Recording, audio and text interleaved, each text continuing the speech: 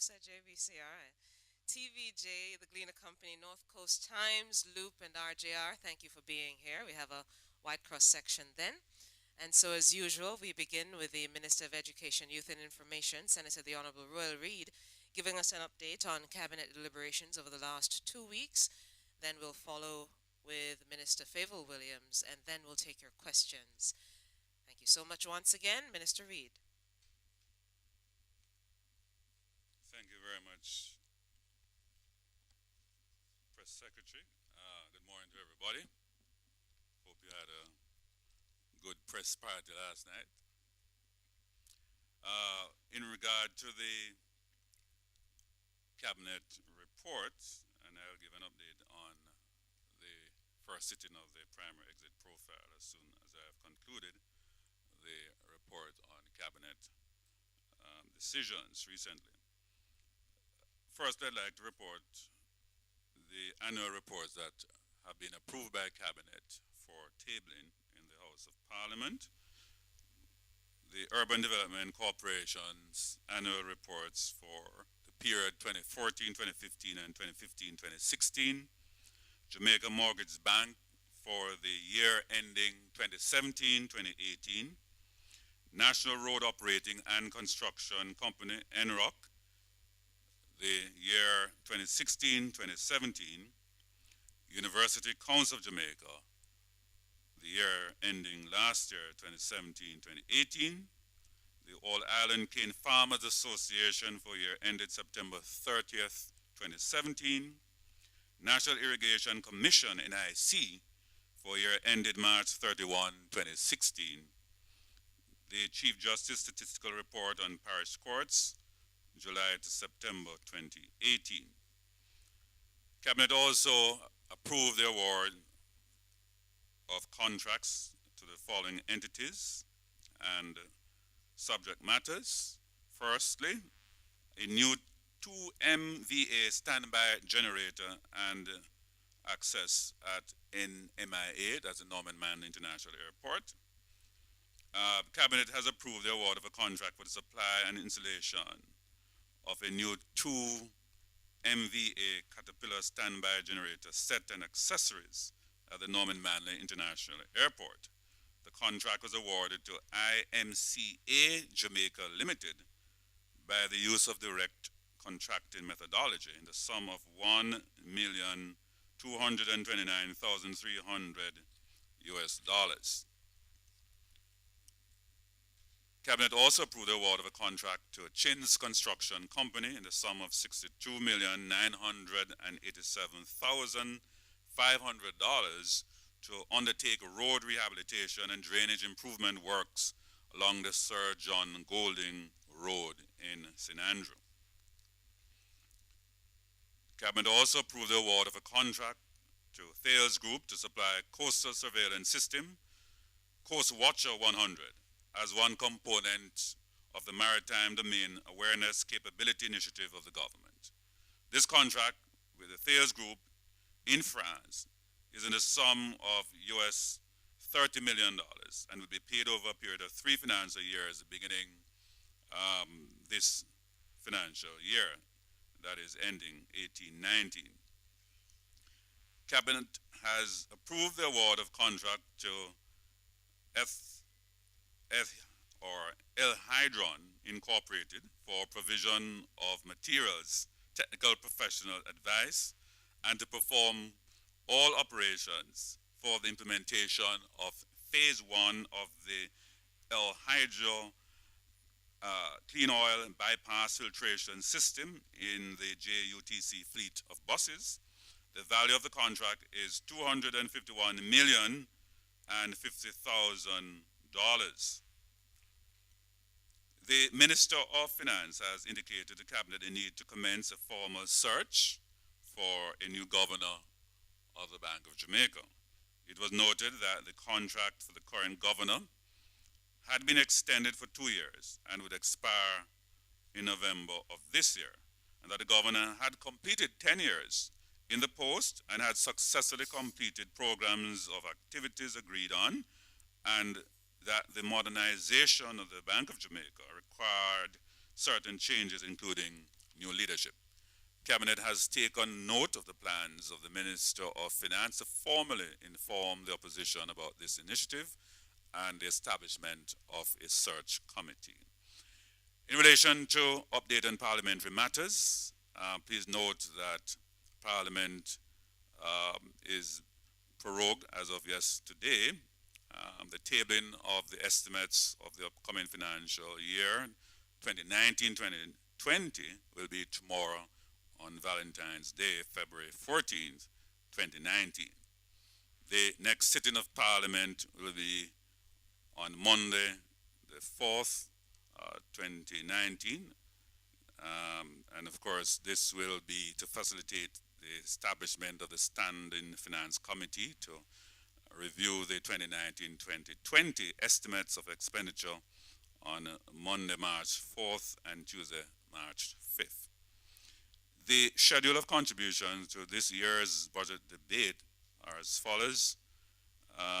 Minister of Finance will open the debate Thursday, March 7th, 2019. Opposition spokesperson on finance will present Tuesday, March 12th, 2019. The leader of the opposition is scheduled to speak on Thursday, March 14, 2019.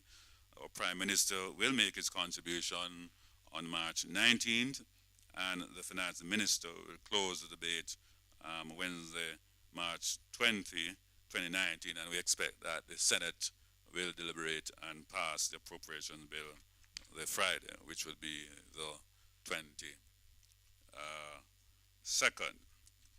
All right, so that concludes the Cabinet report. I want to just quickly give an update on where we are with the first sitting of PEP, because of course, you know, February 26th is when the first activities will take place.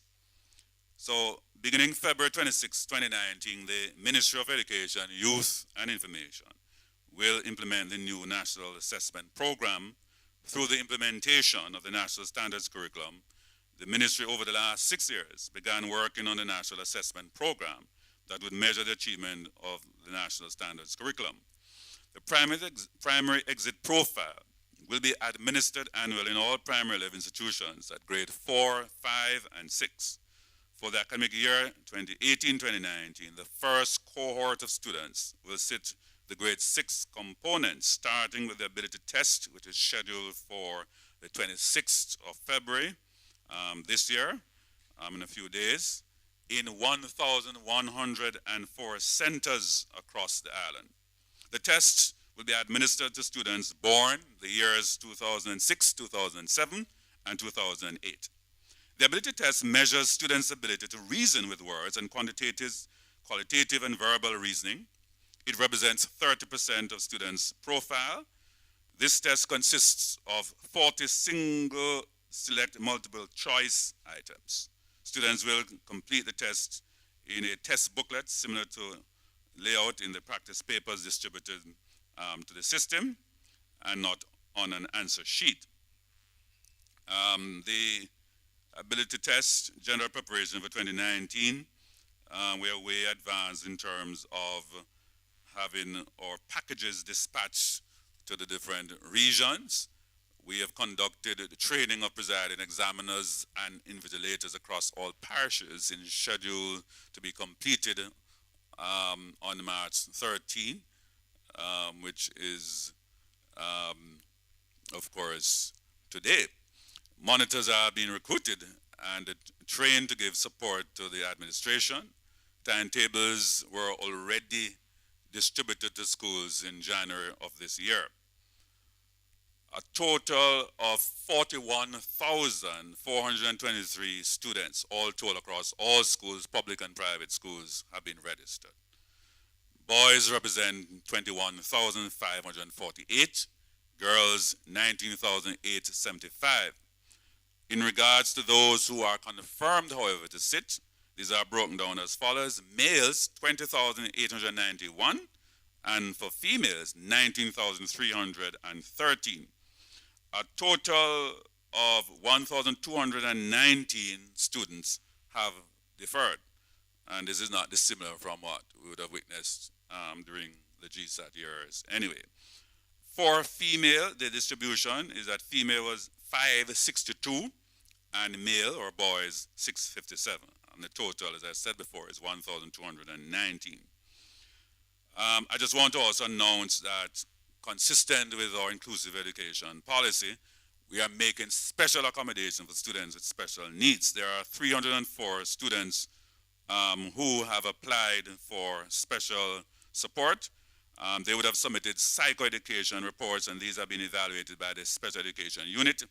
The recommendations which have been made have been communicated to approximately 95% of these students.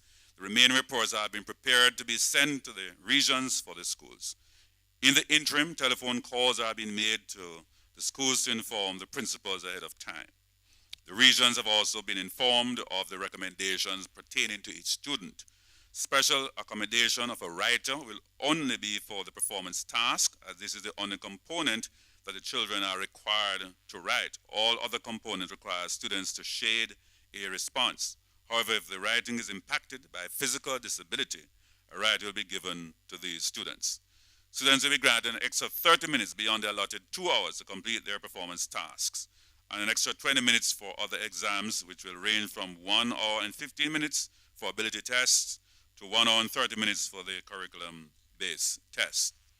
Just also want to remind you that the performance task, which will be language arts and mathematics, for language arts, this will be done on March 27th, 2019, and for mathematics will be Thursday, March 28th, 2019.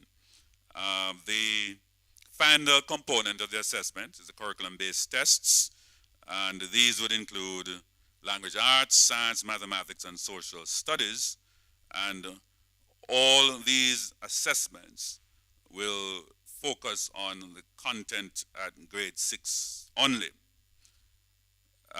The dates of these exams are April 16th for language arts and science, and for mathematics and social studies will be on April the 17th.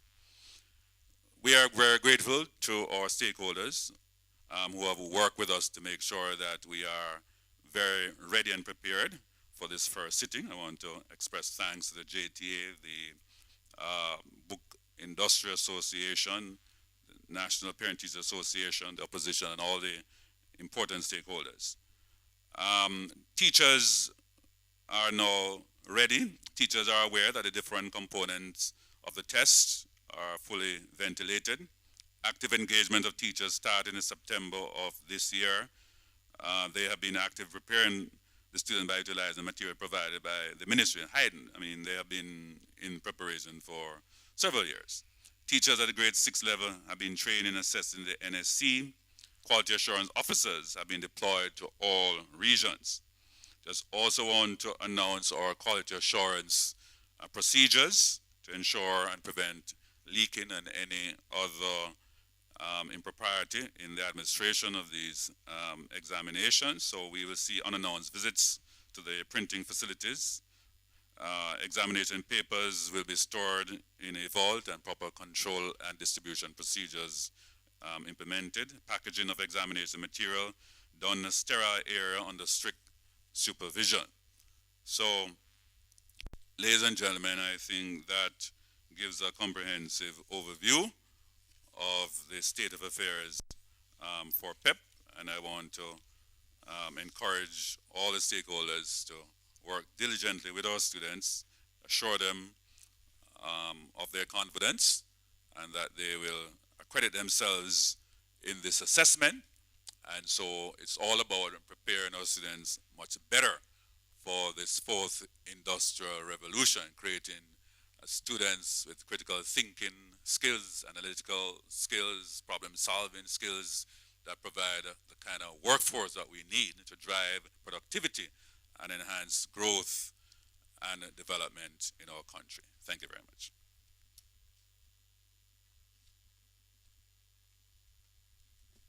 Thank you, Minister Reed, for that comprehensive update. May I just also, in addition to what Minister Reed has said, just point out the special needs examination standards accommodation.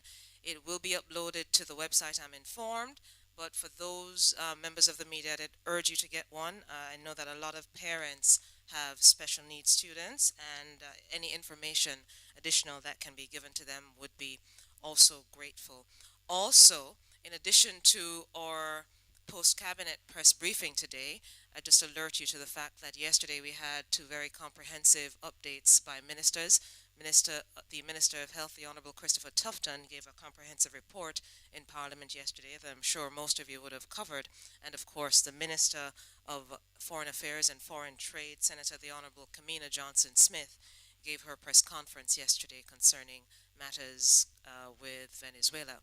May I now invite the Minister without portfolio in the Ministry of Finance and the Public Service, the Honourable Favour Williams, to give an update. Thank you. Thank you, Press Secretary. Good morning, ladies and gentlemen. Let me acknowledge colleague Minister Reid, representatives from the Ministry of Education, Youth and Information, staff members, the media. So this morning, I'm calling your attention to the fact that the ratings on Jamaica's global bonds continue to move in a positive direction, with the latest being the international rating agency Fitch and their upgrade of the government of Jamaica's international debt to single B plus from single B, and their revision of the outlook to stable from positive. The rating agency also upgraded the country's debt ceiling to double B minus from single B, meaning strong local entities can be rated as high as double B minus.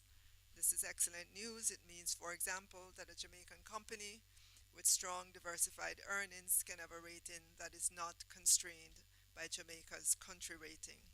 Benefits of this to the entities would be lower funding costs and access to a wider base of potential investors. Taken together, this is Jamaica's highest rating in over 10 years. The government of Jamaica welcomes the ratings upgrade from Fitch and remains committed to the continuation of policies and programs that enable a stable macroeconomic environment that facilitates the economic growth required for sustainable and inclusive development.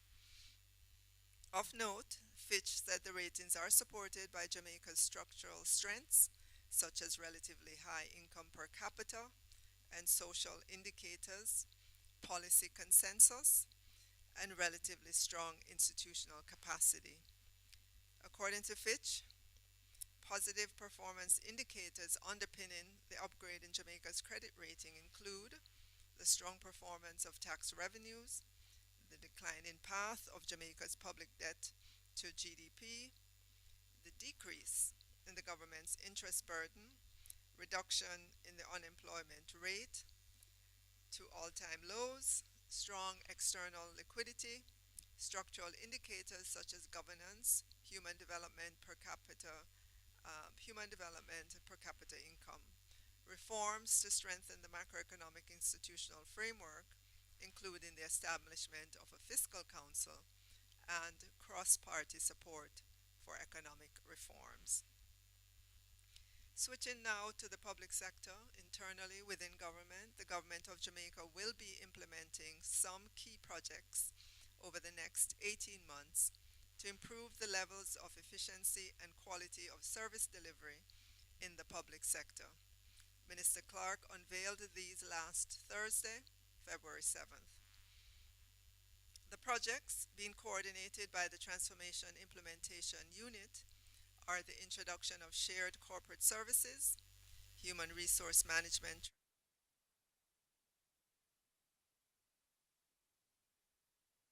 efficiency and ICT, and wage bill management.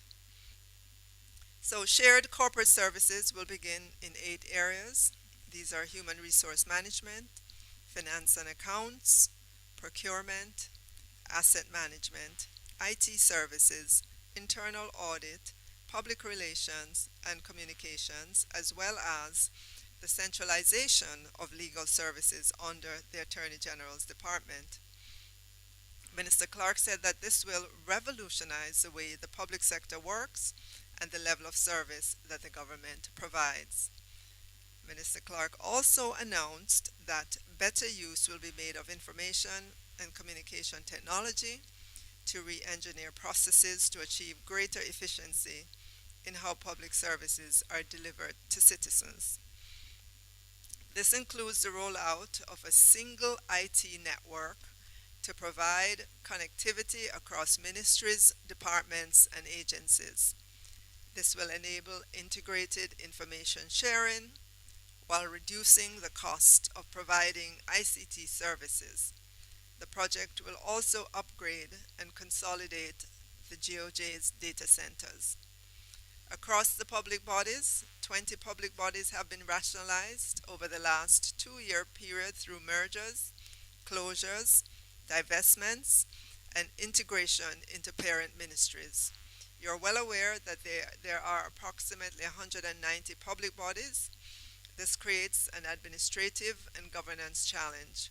We are reducing the number of public bodies through merging entities that are similar in function, closing entities that have outlived their useful lives, divesting entities, and very importantly, integrating entities back into parent ministries where it is no longer necessary to have a separate body set up by statute to deliver the function.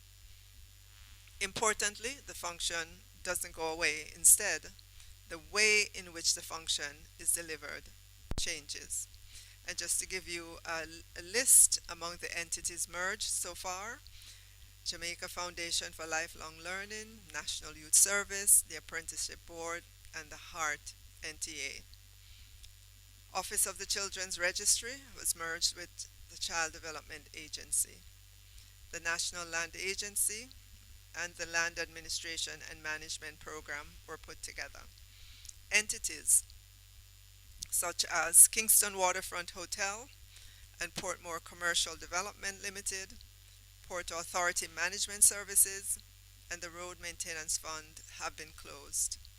The functions of the Board of Supervision have been integrated into the Ministry of Local Government and Community Development, and the functions of the National Family Planning Board and the National Council on Drug Abuse have been integrated into the Ministry of Health. Having had these successes, you will note that there has been little, if any, disruption to the delivery of services.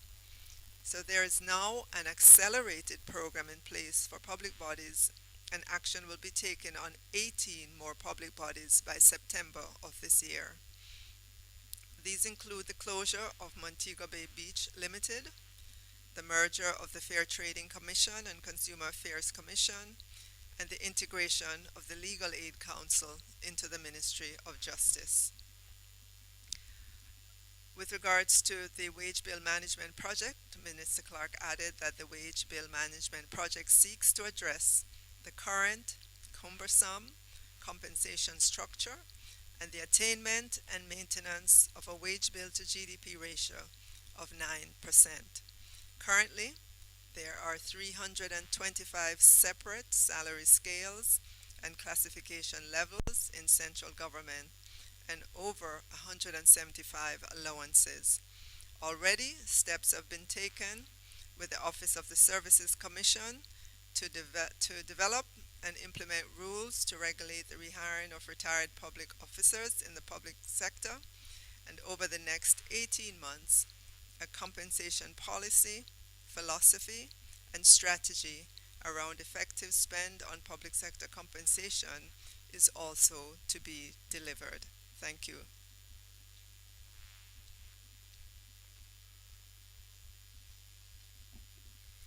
Thank you, Minister Williams, for that rather comprehensive report, especially concerning the public service and greater service delivery in terms of the government's thrust to do that. Well, now, ladies and gentlemen, and members of the media, it is your time to ask questions. Again, we just go over the House rules. We ask that you raise your hands. When you do, when the microphone comes to you, then we ask that you identify yourself and your media entity and ask your question. And now, are there any questions? I see a hand. Okay. Any questions? Oh, ministers, you seem to have been very clear. Well, all right. Sticking it up. Here we go. In the black jacket. Nicoy Wilson from the Gleaner. The government of Jamaica has, in some way, remained mum on the issue in Venezuela in terms of the governance. When can we expect a statement from the Ministry of Foreign Affairs? And if we are to expect one, what is the timeline? Thank you, Nicoy, for that. Minister Johnson Smith was actually in this very room yesterday with a press conference on Venezuela. Now, we have, as an administration, noted that there is a difference between what is happening economically regarding the issues with Petrojam and the buyback, and to the political discussion that we would have. Minister Johnson Smith indicated then and continues to indicate that at an appropriate time, the ministry will certainly respond further to the political issues. None was given at the time. Any other questions?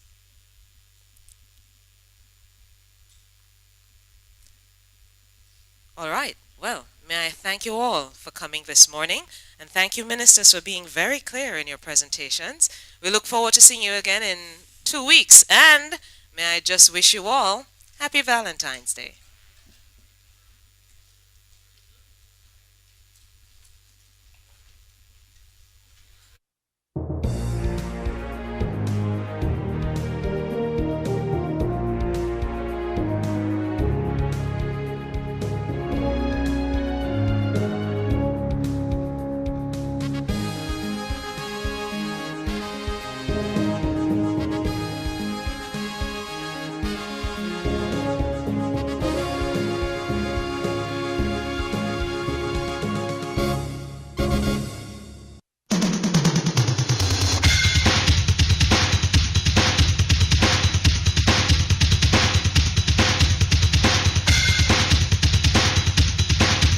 Hi, I'm Neveline Williams-Mills, Jamaica 400 champion, and you're watching PBCJ People's Station.